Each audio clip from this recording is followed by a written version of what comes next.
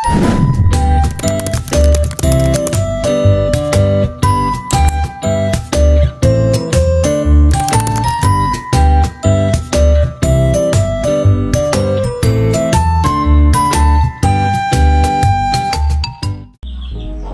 dalam mempelajari sejarah terdapat 3 unsur penting dalam sejarah, yaitu manusia, ruang, dan waktu. Dalam suatu peristiwa, manusia adalah pelaku atau subjeknya. Peran manusia sangat menentukan setiap terjadinya peristiwa. Jadi, dalam ilmu sejarah apapun yang dilakukan manusia, itulah yang kita pelajari. Peristiwa atau kejadian di masa yang lalu berlangsung dalam batasan ruang atau tempat tertentu. Dalam konsep ruang, tempat terjadi suatu peristiwa akan memberikan gambaran yang jelas kepada kita bahwa peristiwa itu memang ada dan nyata. Konsep ruang dalam sejarah contohnya yaitu peristiwa proklamasi. Ruang yang dimaksud adalah tempat di mana peristiwa itu terjadi.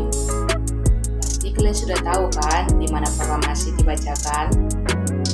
Ya, betul sekali, yaitu proklamasi dibacakan di halaman rumah Bung Karno di Jalan Pegangsaan Timur nomor 56 Jakarta.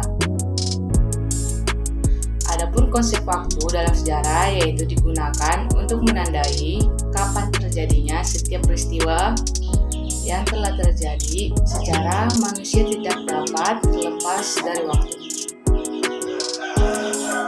Konsep waktu dalam sejarah meliputi 2 hal, yaitu proses kelangsungan dari satu waktu dalam batasan waktu tertentu, serta kesatuan kelangsungan waktu, yaitu ada 3, masa lampau, masa sekarang, dan masa yang akan mendatang. Sebelum mempelajari lebih jauh, kita jelaskan dulu apa yang dimaksud dengan sejarah sih. Nah, di sini sudah ada pengertian sejarah secara etimologi atau asal-usul kata, yaitu berasal dari bahasa Arab, yaitu dengan kata syajaratun, artinya pohon. Nah, ada juga yang berasal dari bahasa Inggris, yaitu kata history, artinya masa lampau, serta menurut bahasa Yunani, yaitu historia, artinya ilmu atau orang pandai. Menurut Kamus Besar Bahasa Indonesia, memberikan definisi tentang sejarah sebagai berikut. Pertama, ini artinya asal-usul, keturunan, atau silsilah kejadian atau peristiwa yang benar-benar terjadi pada masa lampau atau riwayat.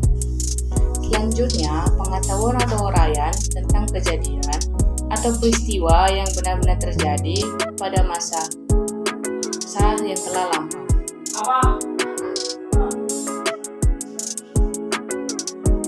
Dalam mempelajari sejarah, ada 3 cara berpikir. Nah, apakah kalian sudah tahu cara berpikir yang pertama? Yaitu cara berpikir kronologis. Pasti kalian sudah sering dengar kata kronologis. Kita bedakan secara etimologi atau secara asal-usul kata, yaitu berasal dari bahasa Yunani, kronos dan logos. Kronos artinya waktu, logos artinya uraian atau ilmu secara pengertiannya. Secara pengertiannya bahwa cara berpikir kronologis artinya punya cara berpikir secara runtun sesuai urutan waktu terjadinya suatu peristiwa.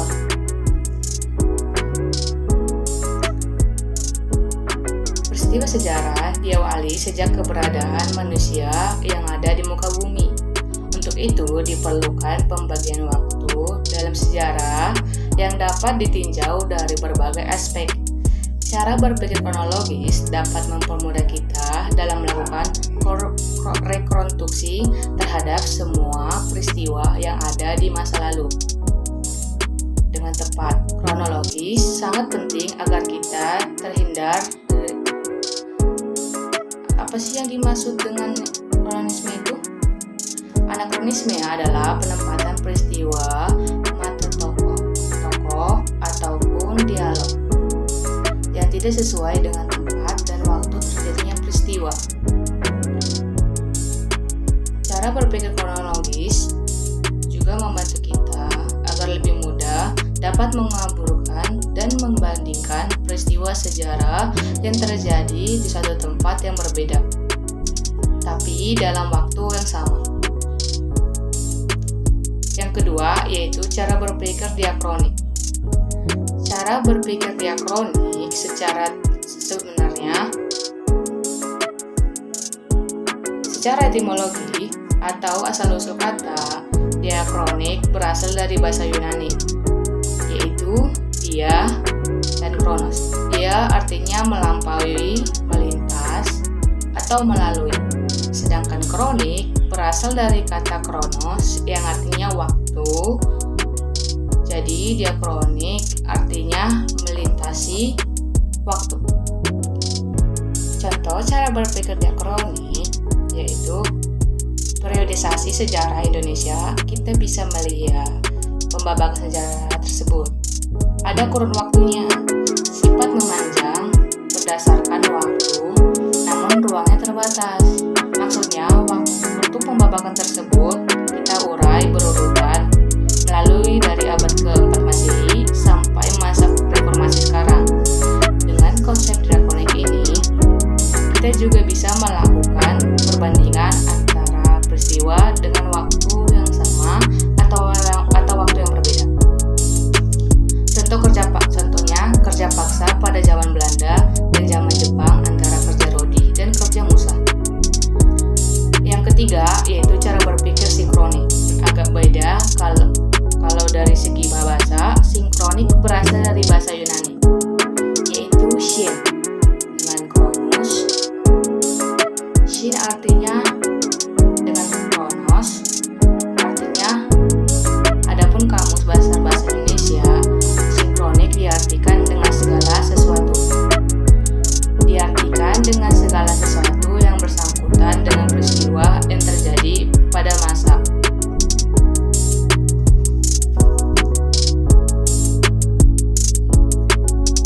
Lalu bagaimana penerapan konsep sinkronik dalam sejarah?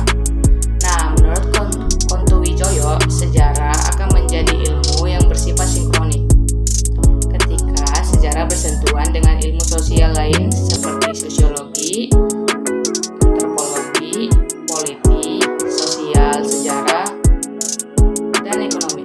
Ketika sejarah ditulis dengan pendekatan ilmu sosial, sejarah bukan hanya memanjang dalam waktu, melainkan juga meluas dalam ruang.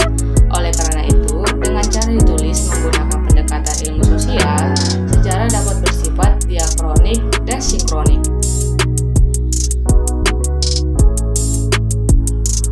Cara berpikir ini lebih fokus pada tentang bagaimana kita mempelajari.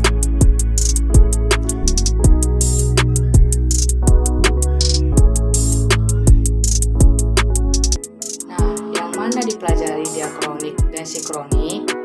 Ini berbeda. Diakronik berfokus pada pembahasannya yaitu pada waktu dan periode, sehingga sifatnya memanjang berdasarkan waktu namun terbatas pada ruang.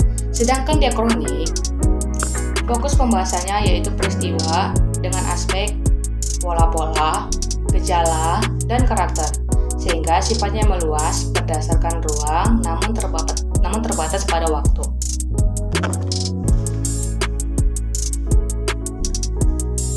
Contoh berpikir sinkronik misalnya yaitu peristiwa proklamasi di Jakarta tanggal 17 Agustus bulan 8 tahun 1945. Nah, kita gali lebih dalam adalah seputar peristiwa seperti siapa yang membacakan proklamasi, siapa saja yang hadir dan di mana pembacanya dan sebagainya.